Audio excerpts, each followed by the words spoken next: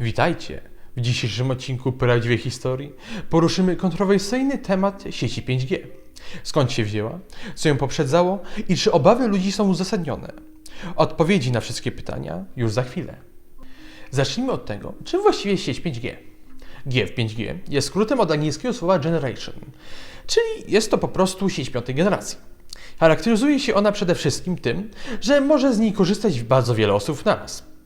Poza tym oferuje znacznie mniejsze opóźnienia i lepsze prędkości. Dzięki 5G nie tylko filmy na Netflixie będą się szybciej ładować, ale możliwy będzie także rozwój samochodów autonomicznych. Ale jak wspomniałem, mówimy o sieci już piątej generacji. Co zatem ją poprzedzało? Sieci czwartej, trzeciej i także drugiej i pierwszej generacji. Przed nimi jeszcze były takie rzeczy jak chociażby V-Mail oraz podwodny kabel transatlantycki, o których możecie znaleźć filmy na naszym kanale. Zacznijmy od pierwszej sieci komórkowej. Jak ona wyglądała?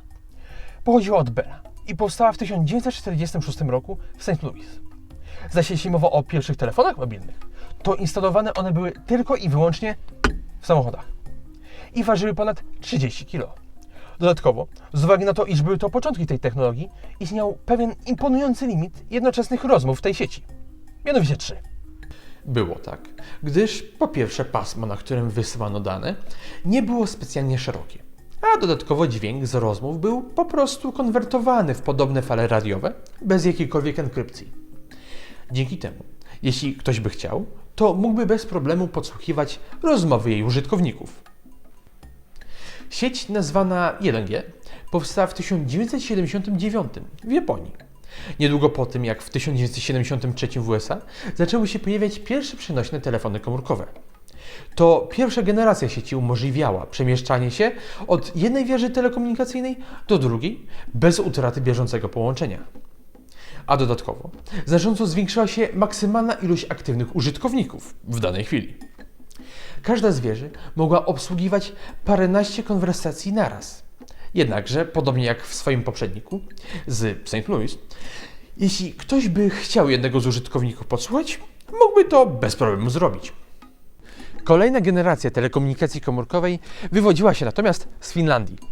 W 1991 rozmowy użytkowników w końcu zaczęły być konwertowane z formy analogowej na cyfrową oraz szyfrowane, a w dodatku pojawiła się opcja wysyłania wiadomości tekstowych.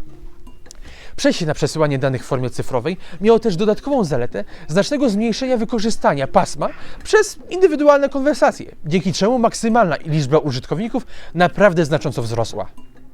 Do Polski 2G trafiło w 1992 wraz z pojawieniem się Centertela, dzisiaj znanego jako Orange.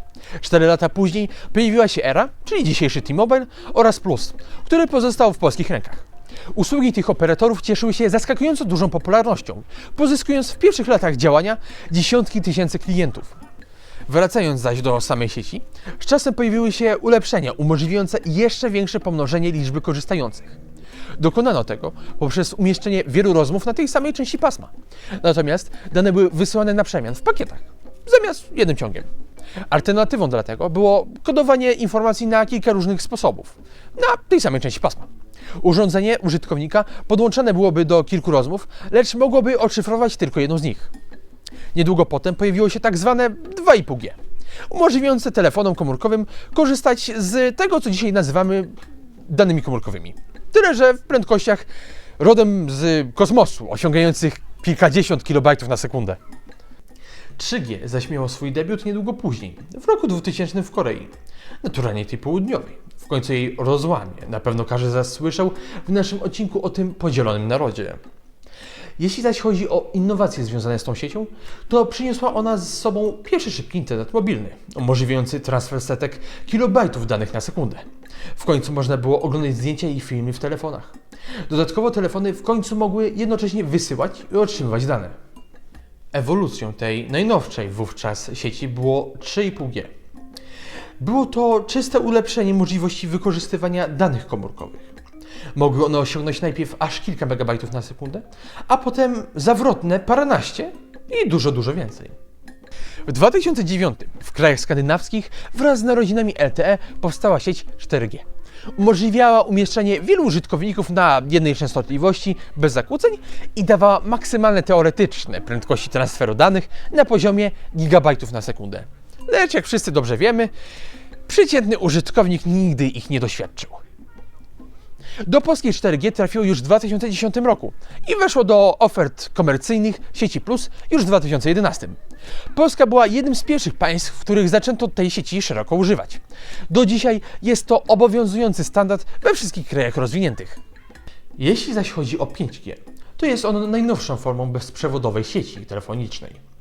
Ta nowa technologia zwiększa używane przez sieci spektrum fal elektromagnetycznych, a każdy użytkownik będzie miał dla siebie większy fragment pasma niż wcześniej. Dodatkowo prędkość połączenia będzie znacząco szybsza. Pojawienie się 5G ułatwi wielu ludziom dostęp do internetu. Różnice między terenami pozamiejskimi a miastami w zakresie zasięgu i jakości internetu zmniejszą się. Każdy z Was zgodzi się, że są to zmiany na plus.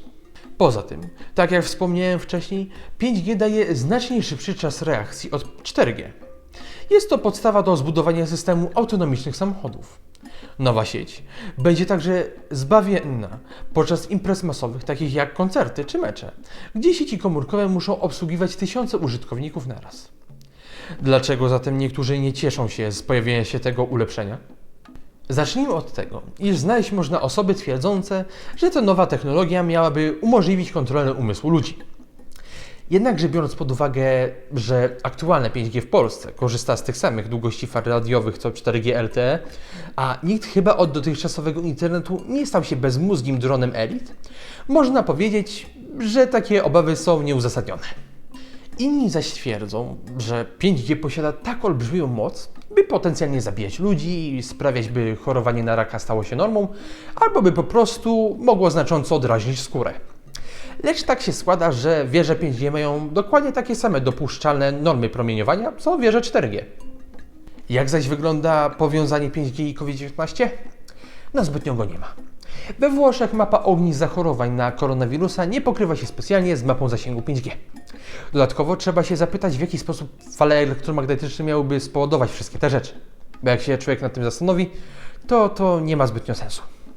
Lecz osoby twierdzące, iż 5G jest zagrożeniem dla ludzkości, kontynuują roznoszenie swoich obaw i lęków, doprowadzając chociażby do tego, iż Twitter automatycznie usuwa wszystkie tweety sugerujące, iż 5G i COVID-19 są powiązane. Według nich wyraźnie pokazuje to, iż duże firmy starają się ukryć tę nie trzymającą się kupy prawdę przed publiką.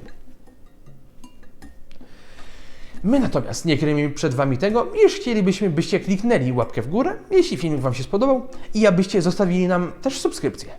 To tyle na dzisiaj. Widzimy się za tydzień.